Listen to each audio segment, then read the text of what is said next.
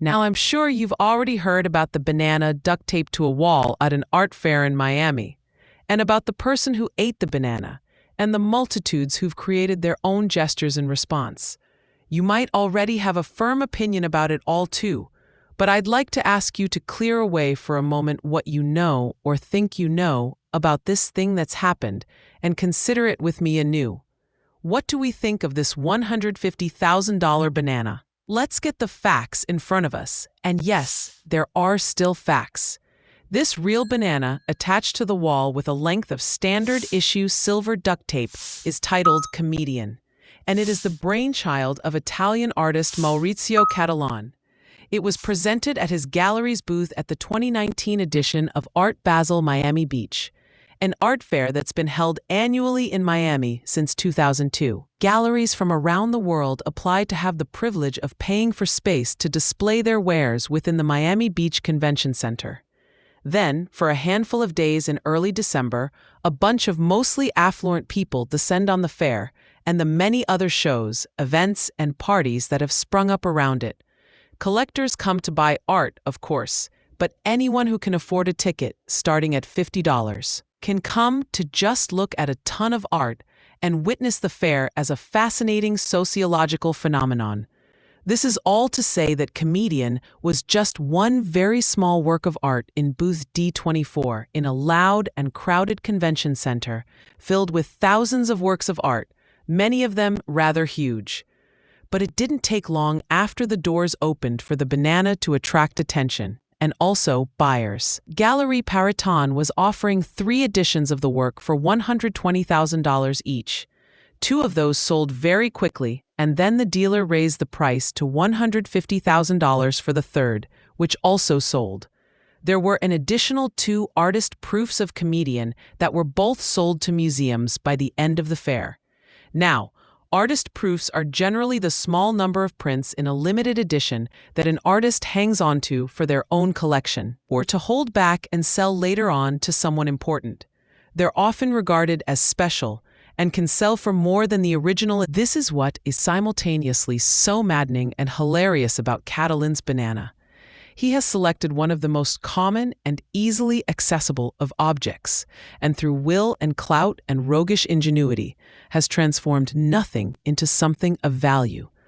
All artists perform a type of alchemy when they turn humble materials into items people will pay money for. But Comedian sets this reality into high relief, especially with its strategic placement in the context of a seedy art fair, calling out the absurdly inflated art market and the narrow of the privileged population that participates in it. But it's not actually nothing that the buyers of Comedian receive with their purchase. They now own a valuable artwork by Maurizio Cattelan, the same Cattelan who's been long pulling art pranks and exhibiting in respected museums and galleries around the world. He made a solid gold, fully functional toilet titled America in 2016 that for a time was available for use in a bathroom at the Guggenheim in New York. That is, until it was stolen when on loan for an exhibition in England. But for Cattelan, nothing is sacred.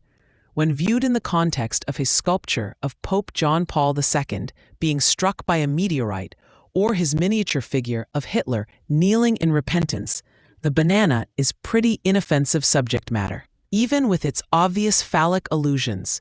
But Comedian is firmly in the Cattelan tradition of exploiting and exposing the things we love and hate and hold dear.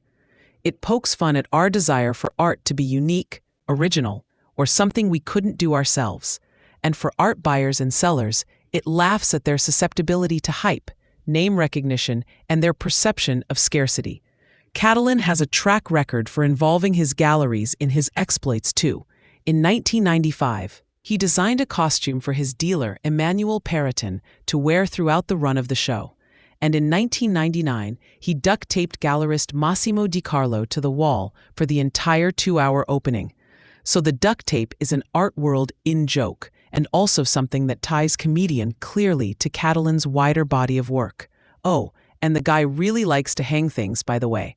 For his 2011 retrospective at the Guggenheim, Cattelan suspended all of his works from the ceiling of the rotunda instead of putting them on the walls like usual. Comedian also has plenty of ties to art history for those who care about that sort of thing. Marcel Duchamp was the famed progenitor of the ready-made, credited as the first to put a non-art object into a gallery and call it art. And Cattelan's banana is certainly part of that tradition, and very many artists have put bananas and images of bananas to use. Like Andy Warhol did in 1967 for his Velvet Underground and Nico album cover, complete with peelable sticker. The banana has appeared frequently in works often grouped under the banner of feminist art, like Natalia L.'s 1970s consumer art series, and art historian Linda Nacklin's 1972 play on a 19th century image of a woman with a tray of apples. The Guerrilla Girls have put the banana to good use in some of their 1980s protest posters, and plenty of other artists have too. All of these things may or may not have been on Cattelan's mind when selecting a banana for this work, but it doesn't matter. They are all things that make Comedian a potentially good investment and the ultimate Cattelan for a collector to own. They can of course show it off at dinner parties or just enjoy the fun of watching it rot and having to always make sure to have bananas on hand. They can also loan it out to museums for shows or sell it if they want to, probably making a considerable profit. That is, until the art bubble bursts. But for the museums who've purchased it, good God, they're going to be mobbed. Who wouldn't want to come take a selfie with the famous banana?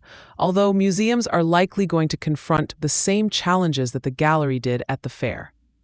Lines formed quickly of people wanting to see and take selfies with Comedian, but things went relatively smoothly until one fairgoer, artist David DeTuna, decided to remove the banana from the wall and eat it, explaining that he was performing his own work titled Hungry Artist.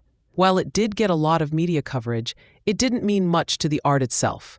The gallery had another banana, and Comedian was back in no time because DeTuna didn't eat the artwork. To do that, he would have had to have eaten the certificate of authenticity, which is a performance I'd like to see. But the gallery did decide to take the work down before the end of the fair because of the crowds and risks to the safety of other artwork and people in the vicinity. And let's talk about the gallery for a minute, because they do play an interesting role in this. Their Instagram posts explain Comedian as related to Cattelan's past work, offering a wry commentary on society, power, and authority, and insight into how we assign worth and what kind of objects we value. Which is all fine and good, and you can accept that or not. But the good stuff comes with the post about taking the work down. They say, Comedian, with its simple composition, ultimately offered a complex reflection of ourselves. We would like to warmly thank all those who participated in this memorable adventure, as well as to our colleagues. We sincerely apologize to all the visitors of the fair who today will not be able to participate in Comedian. Yes, that's right. Participate in, because the artwork isn't just the banana, and neither is it the certificate of authenticity, really. It's all of us. It's those who flock to see it, our response to it, our memes, the press, this video. As Teddy L. Wong astutely commented to our community post about it, I think the outrage is the art.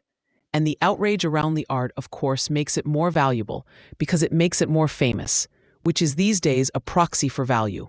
Hungry Artists may have been intended as a critique, but in the short run, all it's done is bolster the value of Comedian.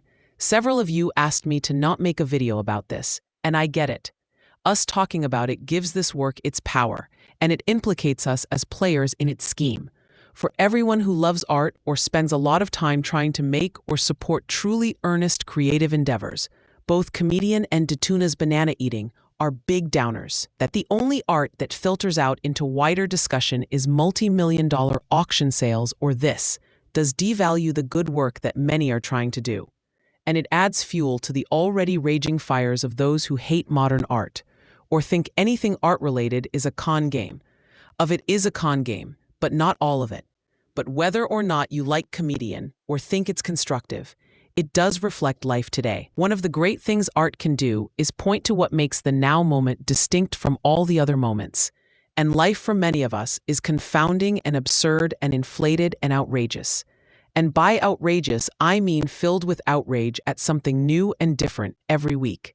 And it's rarely about the real outrage, like the root causes behind the polarization of wealth, but about bananas. This pool of images we're swimming in, an instant memification of everything, has left us even more unsure than we've ever been of what art is supposed to be and do. It shouldn't shock us that a mere idea can be worth $150,000. What, after all, is intellectual property? What is influence and views and likes but social capital that's been turned into capital? Nothing is sacred, everything is a commodity, and we're not sure whether to laugh or cry.